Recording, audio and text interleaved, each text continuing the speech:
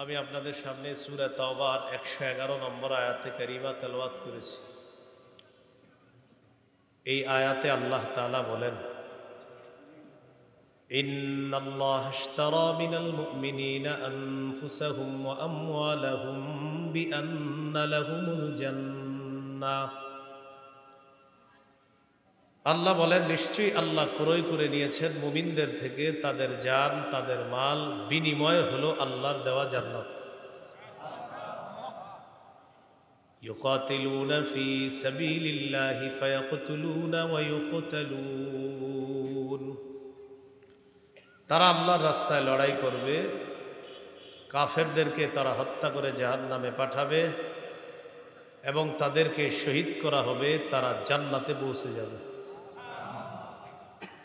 বলেন আমার সাথে, ক্রেতা, বিক্রেতা, দ্রব্য, মূল্য, বাজার। ক্রেতা আল্লাহ, বিক্রেতা মুমিনগণ, দ্রব্য জানমাল, মূল্য জান্নাত, বাজার জিহাদের ময়দান। এই পাঁচটা কথা সূরা তাওবার 111 নম্বর আয়াতে আল্লাহ বলেন। ইন্নাল্লাহা আশতারা, নিশ্চয়ই আল্লাহ ক্রয় করে নিয়েছেন, আল্লাহ হলেন ক্রেতা। মিনাল মুমিনিনা, মুমিনদের থেকে ক্রয় করে নিয়েছেন, মুমিনরা হলো বিক্রেতা। আনফুসাহুম ওয়া আমওয়ালাহুম, তাদের জানমাল, জানমাল হলো দ্রব্য। বিআন্না লাহুমুল জান্নাহ, বিনিময় হলো আল্লাহর দেওয়া জান্নাত। এটা হলো মূল্য। এবার বাজার কি? ইউকাতিলুনা ফি সাবিলিল্লাহি ফায়াকতুলুনা ওয়া ইউকতালুন। তারা আল্লাহর রাস্তায় লড়াই করবে, কাফেরদেরকে হত্যা করবে, তারা শহীদ হবে, আল্লাহর দেওয়া জান্নাতের মেহমান হবে। এই পাঁচটি কথা বলে রাখবে। তাহলে আল্লাহ তাআলা জানমাল কিনে নিয়েছেন। বাজারটা হলো জিহাদের ময়দান।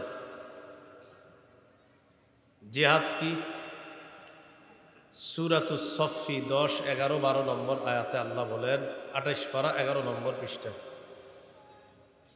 ইয়া আইয়ুহাল্লাযীনা আমানু হাল আদুল্লুকুম আলা তিজারাতিন তুনজিকুম মিন আযাবিন আলীম তুমিনুনা বিল্লাহি ওয়া রাসূলিহি ওয়া তুজাহিদুনা ফি সাবিলিল্লাহি বিআমওয়ালিকুম ওয়া আনফুসিকুম যালিকুম খায়রুল লাকুম ইন কুনতুম তা'লামুন। আল্লাহ বলেন, আমি কি তোমাদেরকে এমন একটা ব্যবসার কথা বলবো যে ব্যবসা তোমাদেরকে যন্ত্রণাদায়ক আযাব থেকে রক্ষা করবে?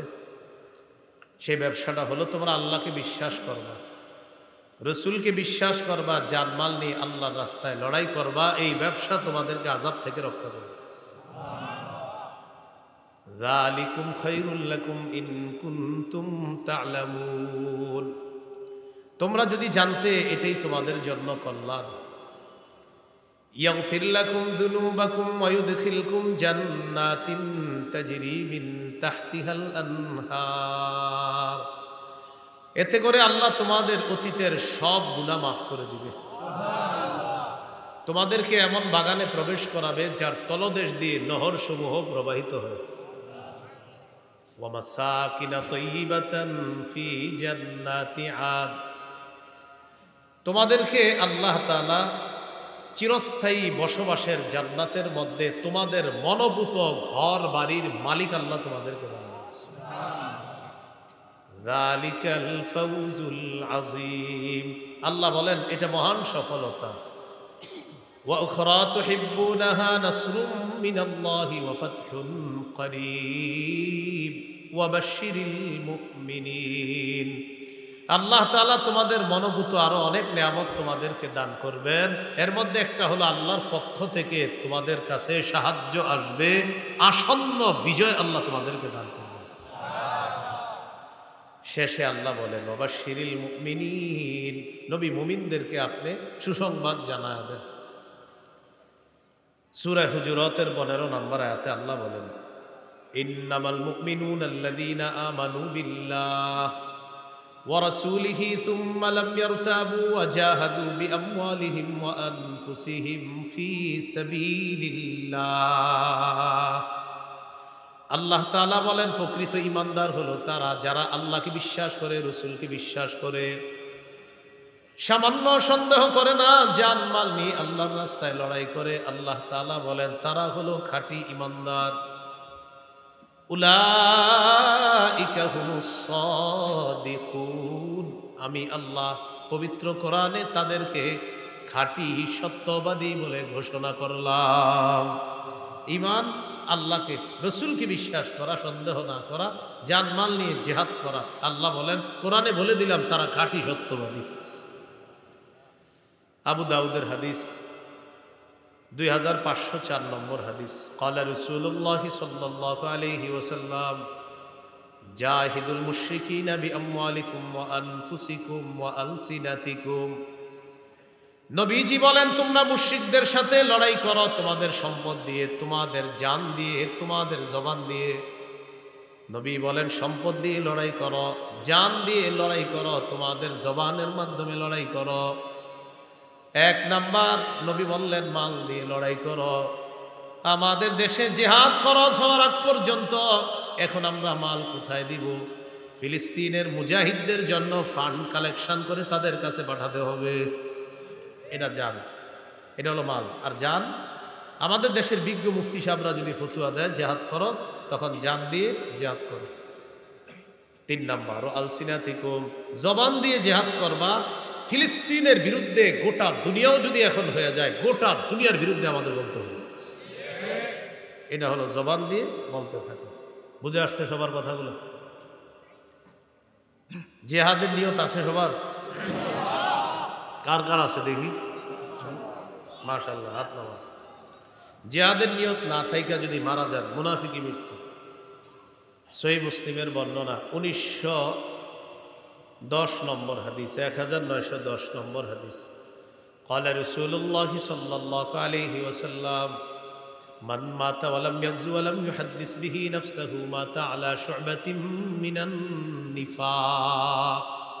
কোন মুসলমান যদি মারা যায় আর সে জিহাদ করলো না অথবা জিহাদের নিয়ত করলো না, সে মুনাফিকি মৃত্যুবরণ করলো। قال رسول الله صلى الله عليه وسلم عليكم بالجهاد في سبيل الله فإنه باب من أبواب الجنة। নবীজি বলেন তোমরা নিজেদের উপর আবশ্যক করে নাও আল্লাহর রাস্তায় লড়াই করা। মনে রাখবা জিহাদ হলো জান্নাতের দরজা সমূহের মধ্যে একটা দরজা। জান্নাতের একটা দরজা জিহাদ। ফিলিস্তিনের ছোট্ট ছোট্ট বাচ্চাদের মস্তিষ্ক তৈরি হয় ছোটবেলা থেকে যে ইসলামের পবিত্র একটা বিধান হলো জিহাদ। আমাদের দেশে মানুষ জিহাদের নাম শুনলে বলে ইন্না লিল্লাহ। কি বলে? মানে এটা আবার কি বললেন হুজুর? এই বিষয় ছাড়া অন্য কিছু থাকলে বলেন। মা বোনরা শোনেন, সন্তানকে শৈশব থেকে জিহাদের মানসিকতায় বড় করতে হবে। পৃথিবীর যে গতি দেখা যাইতেছে, মুসলমানদের মধ্যে প্রচুর মুজাহিদ বাহিনী তৈরি করা এখন সময়ের দাবি। আল্লাহ কথাগুলো বুঝার তৌফিক দান করেন। قال رسول الله صلى الله عليه وسلم من قتل في سبيل الله فوق ناقة وجبت له الجنة। নবীজি বলেন কেউ যদি আল্লাহর রাস্তায় লড়াই করে এই পরিমাণ ওটের দুধ 2 বার আপনি পান করলেন, একবার এরপরে আবার পান করলেন, এই যে মাঝে সময়টা গ্যাপ হয়, নবী বলেন এই পরিমাণ কোন ব্যক্তি যদি আল্লাহর রাস্তায় আল্লাহর দ্বীন প্রতিষ্ঠিত করার জন্য লড়াই করে, তার জন্য আল্লাহর জান্নাত ওয়াজিব হয়ে যায়। এই জন্য জিহাদের নিয়ত সবার আগে বলেন ইনশাআল্লাহ। আবু দাউদের হাদিস 2484 নম্বর হাদিস, 2484। قال رسول الله صلى الله عليه وسلم لا تزال طائفة من أمتي يقاتلون على الحق ظاهرين على من ناوأهم। নবীজি বলেন আমার উম্মতের একটা দল সদা সর্বদা হকের পক্ষে লড়াই করবে। তাদের সাথে বাতিল লড়াই করতে আসবে, বাতিলদেরকে তারা নাস্তানাবুদ করে ছাড়বে, বাতিলদেরকে তারা সর্বশেষ পরাজিত করেই ছাড়বে। যার বড় প্রমাণ হলো বর্তমান আফগানিস্তান। কোন দেশ? আফগানিস্তান অভিভাবক বানাইছে কাকে জানেন? আল্লাহকে। কাকে? আমাদের অভ্যাস হলো এক তাগুত অভিভাবক বানানোর পর এটারে চাইরা আরেক তাগুতকে অভিভাবক বানাই। সূরা বাকারার 257 নম্বর আয়াতে আল্লাহ বলেন, আল্লাহু ওয়ালিয়্যুল্লাযীনা আমানু, ঈমানদারদের অভিভাবক হলেন আল্লাহ। বলেন ঈমানদারের অভিভাবক কে? আল্লাহ। সূরা মাঈদার 51 নম্বর আয়াতে আল্লাহ বলেন, ইয়া আইয়ুহাল্লাযীনা আমানু লা তাত্তাখিযুল ইয়াহুদা ওয়ান নাসারা আউলিয়া। হে ঈমানদারগণ, ইহুদি খ্রিস্টানদেরকে অভিভাবক রূপে গ্রহণ করবা না। বারবার আমরা ভুল করি, এক অভিভাবক ছেড়ে আরেক অভিভাবক ধরি, কিন্তু মজার ব্যাপার আর দুঃখের ব্যাপার আর ইন্টারেস্টিং ব্যাপার, আগে যেটাকে ধরি সেটাও তাগুত, পরে যেটাকে ধরি সেটাও তাগুত। তাই মুসলমানদের চূড়ান্ত ভাগ্য পরিবর্তন হয় না।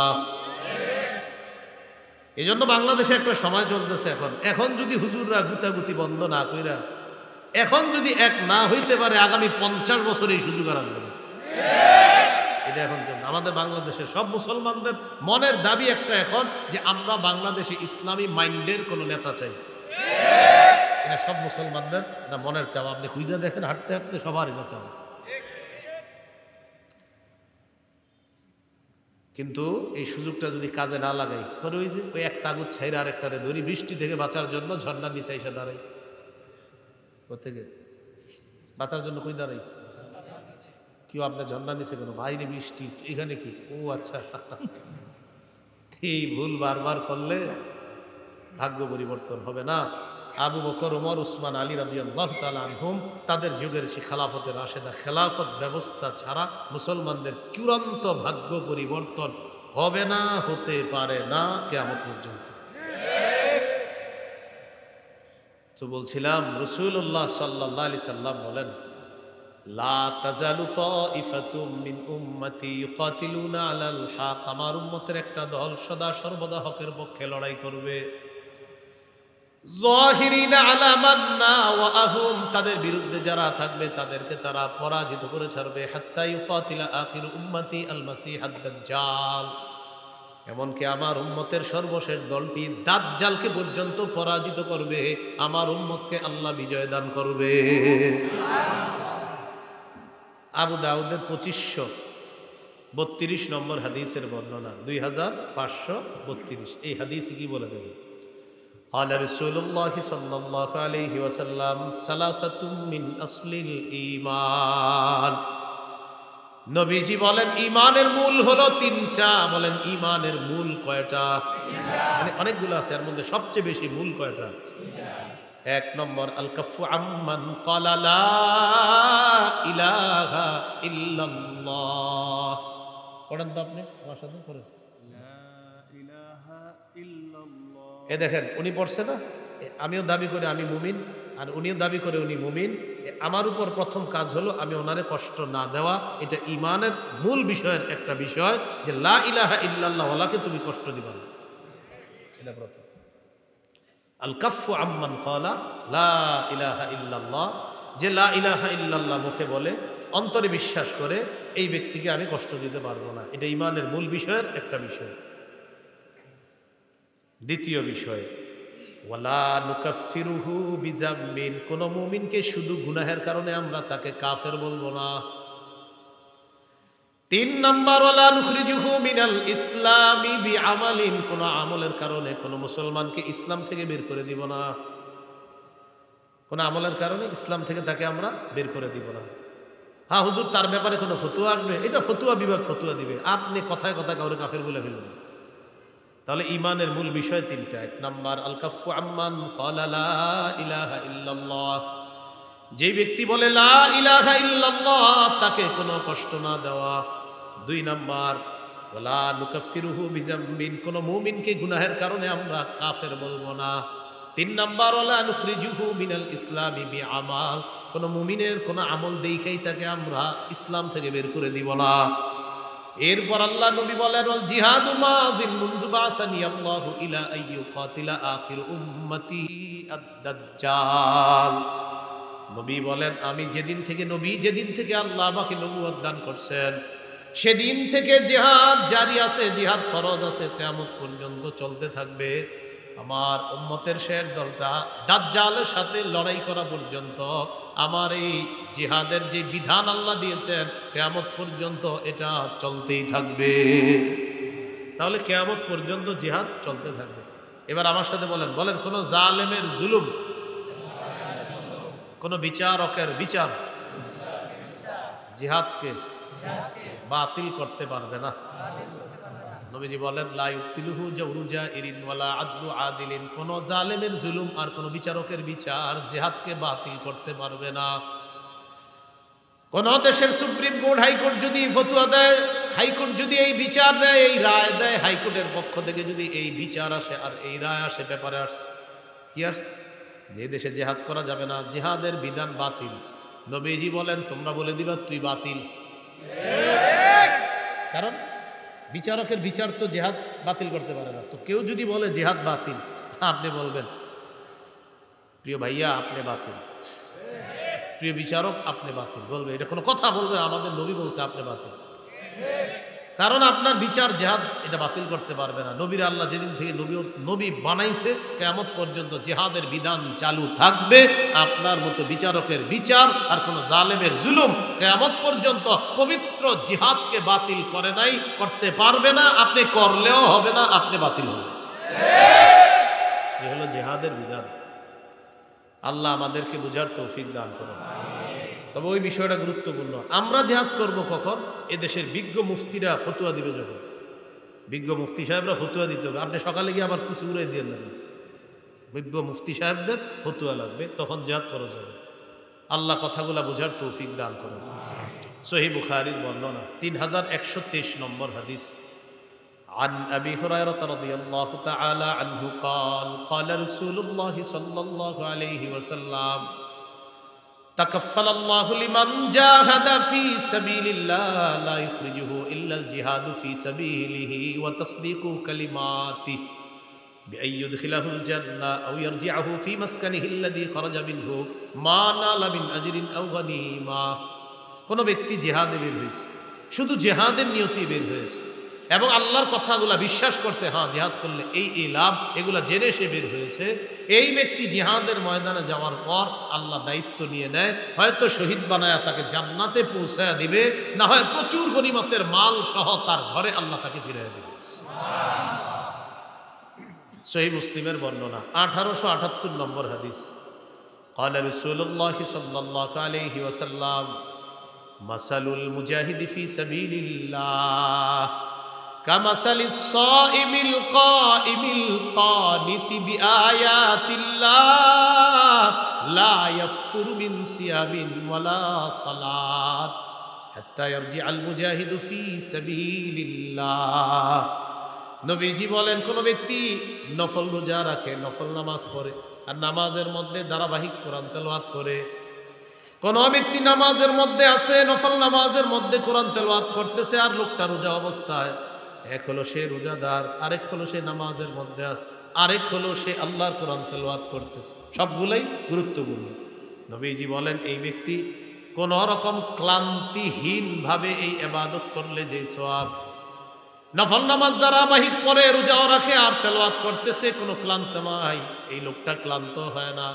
এই ক্লান্তিহীন নামাজ রোজা, ক্লান্তিহীন তেলাওয়াত করে সেই ব্যক্তি যে সওয়াব পাবে, আল্লাহর রাস্তায় যে মুজাহিদ, এই মুজাহিদ জিহাদে যাওয়ার পর ফিরে আসার আগ পর্যন্ত এই পরিমাণ সওয়াব আল্লাহ তার আমল নামায় দিয়ে দেয়, চলতে থাকে আমল নামায়। এটা মুজাহিদ যদি আল্লাহর রাস্তায় যায়। আবু দাউদের বর্ণনা 1449 নম্বর হাদিস। এই হাদিসের বর্ণনাকারী সাহাবীর নাম আব্দুল্লাহ ইবনে হুবশিকিল খাসআমি রাদিয়াল্লাহু তাআলা। তিনি বলেন আন্না রাসূলুল্লাহ সাল্লাল্লাহু আলাইহি ওয়াসাল্লাম সুইলা আইয়ুল আমালি আফজালু ইয়া রাসূলুল্লাহ। নবীজিকে জিজ্ঞাসা করা হলো হুজুর কোন আমল সবচেয়ে শ্রেষ্ঠ? নবীজি বললেন তুলুল কিয়াম, লম্বা সময় নামাজে দাঁড়ায়া থাকা, এটা শ্রেষ্ঠ আমল। শীতকালে লম্বা সময় একটু নামাজ পড়ুন, তাহাজ্জুদ পড়ুন, লম্বা সময় একটু দাঁড়ায় থাকবেন শীতকালে, বলেন ইনশাআল্লাহ। 4 রাকাত সুন্নত একদম 3.5 মিনিটের বেশি লাগাবেন, কি বলেন? কয় রাকাত? 4 রাকাত। প্রথম 2 রাকাত মনে করেন ঠিক মতো পড়ছে, পরে ইমাম সাহেব জামাতে দাঁড়াইবো, পরের 2 রাকাত পুরোই বুলেট শুরু হয়ে গেছে। কি ঘটনা কি? মুয়াজ্জিন সাহেব ইকামত দিছে, হের কথা হলো আমি এই 2 রাকাত যেমনি হোক শেষ করে ধরবই হুজুর। পরে এই দেখবেন পাশে যারা আছেন তখন দেখবেন প্রথম 2 রাকাত ঠিক ছিল, পরে ওই তৃতীয় রাকাতে মানে আমি বুঝাই, সুবহানা রাব্বিয়াল আযীম এই বাক্যে সিন কয়বার? একবার। সুবহানা রাব্বিয়াল আযীম সিন কয়বার হুজুর? একবার। সুবহানা রাব্বিয়াল আযীম সিন কয়বার? একবার। এবার দেখেন, এর মানে উনি 3 বার সুবহানা রাব্বিয়াল আযীম করে, কারণ যেহেতু সু সু সু আর সিন তো একবার বাক্যে, এর মানে সু সু সু মানে 3 বার সুবহানা রাব্বিয়াল আযীম কমপ্লিট। এটা পাশে থেকেও শুনবেন না সময় দেখো, মানে কি আপনি সুপ কি এই বাক্যে যদি সিন তার যে 3-4 বার আছে তাহলে বুঝতাম আপনি একটাই বলছেন বাক্য, কিন্তু বাক্যে তো সিন একবার, এর মানে আপনি সু সু 3 বার বলা মানে আপনি সুবহানা রাব্বিয়াল আযীম 3 বার পড়ে ফেলছেন।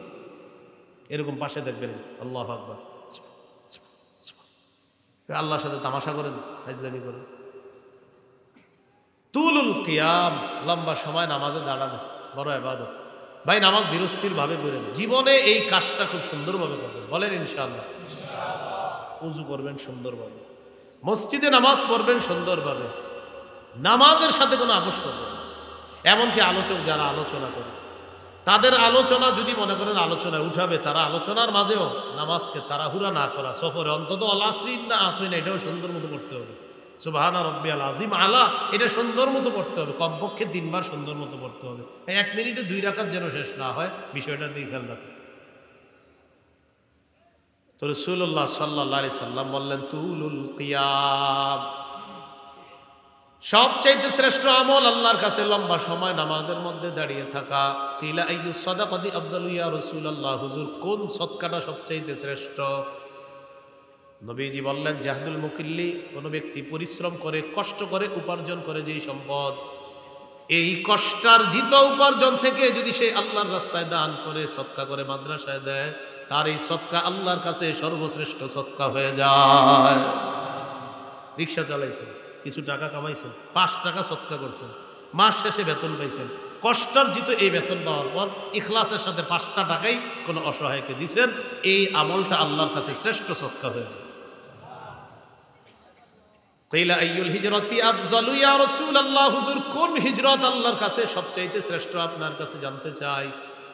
নবীজি বললেন মান হাজারা মা হারামাল্লাহু আলাইহি, আল্লাহ যা হারাম করেছেন এই হারাম থেকে বেঁচে থাকা হলো আল্লাহর কাছে সর্বশ্রেষ্ঠ হিজরত। কিলা আইয়ুল জিহাদি আফজালু ইয়া রাসূলুল্লাহ, হুজুর কোন জিহাদ আল্লাহর কাছে সবচাইতে শ্রেষ্ঠ? নবীজি বললেন মান জাহাদাল মুশরিকিনা বিমালিহি ওয়া নাফসিহি, যে ব্যক্তি মুশরিকদের বিরুদ্ধে তার জানমাল নিয়ে লড়াই করে, এই জিহাদ আল্লাহর কাছে সর্বশ্রেষ্ঠ জিহাদ হয়ে যায়। এবার আল্লাহ নবীকে প্রশ্ন করলেন ফাইয়ুল কতলি আশরাফু ইয়া রাসূলুল্লাহ, জিহাদের ময়দানে যারা শহীদ হয়ে যায় কোন শহীদটা সবচেয়ে শ্রেষ্ঠ? নবীজি বললেন মান উহরিকা দামুহু ওয়া উতিরা জাওয়াদুহু, যে ব্যক্তি বাহন নিয়ে জিহাদের ময়দানে আসে তাকে যদি শহীদ করা হয়, তার বাহনটাও যদি শহীদ করে দেওয়া হয়, এই শহীদ হলো আল্লাহর কাছে সর্বশ্রেষ্ঠ শহীদ। এটা হলো সবচেয়ে মর্যাদাপূর্ণ হত্যা, তাকেও হত্যা করা হয়েছে আর তার বাহনটাকেও হত্যা করা হয়েছে, এটা আল্লাহর কাছে সর্বশ্রেষ্ঠ শহীদ হিসাবে পরিগণিত হয়। এই হলো আপনার জিহাদের ময়দানে জিহাদের ফজিলত। তিরমিজির বর্ণনা 1655 নম্বর হাদিস, 1655 নম্বর হাদিস। রাদিয়াল্লাহু তাআলা আনহু قال قال رسول الله صلى الله عليه وسلم, নবীজি বলেন সালাসুন হাক্কুন আলাল্লাহি আউলুহুম, 3 ব্যক্তিকে সাহায্য করা আল্লাহ নিজের উপর ওয়াজিব করে নেয়। বলেন তো কয়জনকে সাহায্য করা আল্লাহ নিজের উপর ওয়াজিব করে নেয়? 1 নাম্বার আল মুজাহিদু ফি সাবিলিল্লাহ, যে ব্যক্তি আল্লাহর রাস্তায় জিহাদের মধ্যে আছে তাকে সাহায্য করা আল্লাহ নিজের উপর ওয়াজিব করে নেয়। 2 নম্বর আল মুকাতাবুল্লাযী ইউরিদুল আদা, চুক্তিকৃত গোলাম, মালিকের সাথে চুক্তি হয়েছে এই পরিমাণ টাকা দিলে মালিক তাকে আজাদ করে দিবে, আল্লাহ তাআলা এই গোলামকে সাহায্য করা নিজের উপর ওয়াজিব করে নেয়। 3 নম্বর আন নাকিহুল্লাযী ইউরিদুল আফাফা, কোনো ব্যক্তি যদি বিয়ের মাধ্যমে পবিত্র হতে চায়, আল্লাহ তাআলা তাকে সাহায্য করা নিজের উপর ওয়াজিব করে নেয়। বিয়ের মাধ্যমে কি হতে চায়? পবিত্র। আপনার নিয়ত হলো আপনি বিয়ে করবেন, এই ওয়াজের পরে অনেকে গিয়ে বলবে, হুজুর আমি তো নিয়ত করছি বিয়ের মাধ্যমে পবিত্র হবো, কই টাকা পয়সা তো আসতেছে না। আপনার নিয়ত পুরোটা আমারে বলেন নাই। আপনার নিয়ত অনেকগুলো আছে। এক নম্বর নিয়ত, যেই মায়াটারে দেখবেন আপনি বিয়ের জন্য, এই মেয়েটারে আপনার বাপেরও দেখাবেন বিয়ের আগে, এটাও আপনার নিয়তে আছে। বলেন বালেগা হুবো বধূকে বলেন, আবার বালেগা হুবো স্ত্রীকে শ্বশুরের জন্য দেখা সম্পূর্ণ হারাম। তো আপনার নিয়ত এটা আছে যে আমার আব্বা দেখবে, যাই হোক আব্বা দেখছে, যাই হোক সবাই দেখার পরে সর্বশেষটা কি? আমেরিকা দুলাভাই থাকে, দুলাভাই যতক্ষণ পর্যন্ত হা না বলবে বিয়ের ব্যাপারে, হা হবে। তো সর্বশেষ কন্যা পক্ষের জানানো হবে আমার দুলাভাই আমেরিকা আছে, উনি হ্যাঁ বললে হ্যাঁ, কারণ বিয়েটা তো দুলাভাই করবে, এই জন্য দুলাভাই ছবিটা দেখবে, দেখার পর দুলাভাই যদি বলে হ্যাঁ, নির্লজ্জ আর বেহায়ার মতো নিজের বউয়ের ছবিটা বন্ধুদেরকে আর দুলাভাইয়ের কাছে পাবে। এত বেহায়া আর বেশরম। তো দুলাভাই ছবি দেখে, দেখার পর দুলাভাই বলবে নাক কেমন, কান কেমন, চোখ কেমন, তারপর তিনি বলবে হ্যাঁ অথবা না, কারণ বিয়েটা তার দুলাভাইয়ের সাথেও হবে, তার সাথেও হবে। নির্লজ্জ কোথাকার, বেহায়া কোথাকার, হারাম কাজ করে আবার বলে উনি বললেই হবে। এইভাবে বলার পরেও অনেকের লজ্জা হবে না, দেখবেন অনেকে এখনো দেখেন পাঠাই দিতে মোবাইলে। তো 3 নাম্বার, যে বিয়ের মাধ্যমে নিজের পবিত্র করতে চায়, এই ব্যক্তিকে সাহায্য করা আল্লাহ নিজের উপর ওয়াজিব করে দেয়। তাহলে এর মধ্যে একজন হলো মুজাহিদ। তিরমিজির বর্ণনা 1656 নম্বর হাদিস, 1656 এই হাদিসের মধ্যে আছে عن أبي هريرة رضي الله تعالى عنه قال قال رسول الله صلى الله عليه وسلم নবীজি বলেন লা ইউকলাবু আহাদুন ফি সাবিলিল্লাহ ওয়াল্লাহু আ'লামু বিমা ইউকলাবু ফি সাবিলিহি ইল্লা জাআ ইয়াউমাল কিয়ামাতি ওয়াল লাউনু লাউনুদ দাম ওয়ার রিহু রিহুল মিস। কোন ব্যক্তি যদি জিহাদের ময়দানে যায়, আঘাতপ্রাপ্ত হয়, আঘাতপ্রাপ্ত হওয়ার পর কিয়ামতের ময়দানে এই লোকটা এমন অবস্থায় উঠবে, তার যে আঘাতের জায়গায় আঘাতের কারণে তার রং হবে রক্তের রং, আর সেখান থেকে মেশক আম্বরের ঘ্রাণ বের হবে।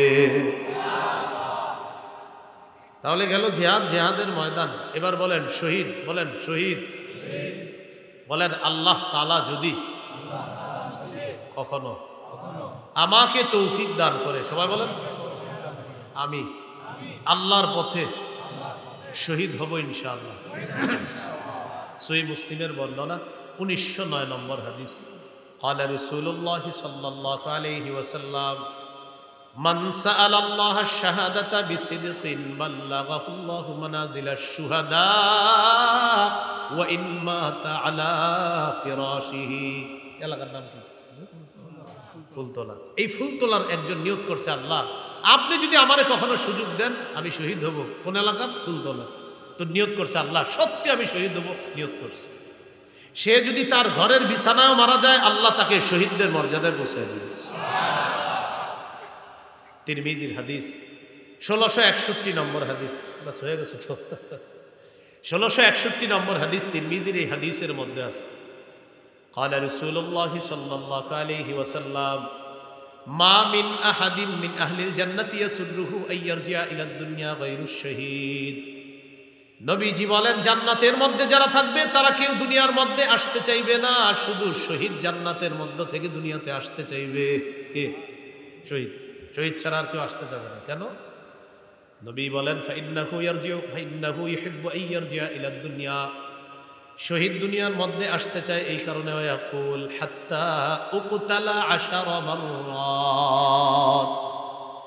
শহীদ দুনিয়ার মধ্যে আসতে চায়, এসে বলবে আল্লাহ আমাকে তুমি আবার শহীদ করে দাও, আবার আমাকে জিন্দা বানাও, আবার আমাকে শাহাদাতের নসিব করো। মাবুদ তুমি আবার আমাকে জিন্দা করো, আবার শহীদ হওয়ার তৌফিক দিয়ে দাও। এইভাবে যদি 10-12 শহীদ হতে হয়, আল্লাহ আমি 10 বার শহীদ হতে রাজি আছি মাওলা। নবী বলেন কেন জানুনি? মিম্মা ইয়ারা বিম্মা আতাহুল্লাহু মিনাল কারামা। শহীদকে আল্লাহ যেই মর্যাদা দান করেন, যেই পুরস্কার দান করেন, এই পুরস্কারের আশায় শহীদ বারবার বলবে, আল্লাহ আবার যদি জিন্দা হতাম, আবার যদি শহীদ হতাম, আবার যদি জিন্দা হতাম, আবার যদি শহীদ হতাম, তাহলে বারবার এই পুরস্কার আমি লাভ করতাম।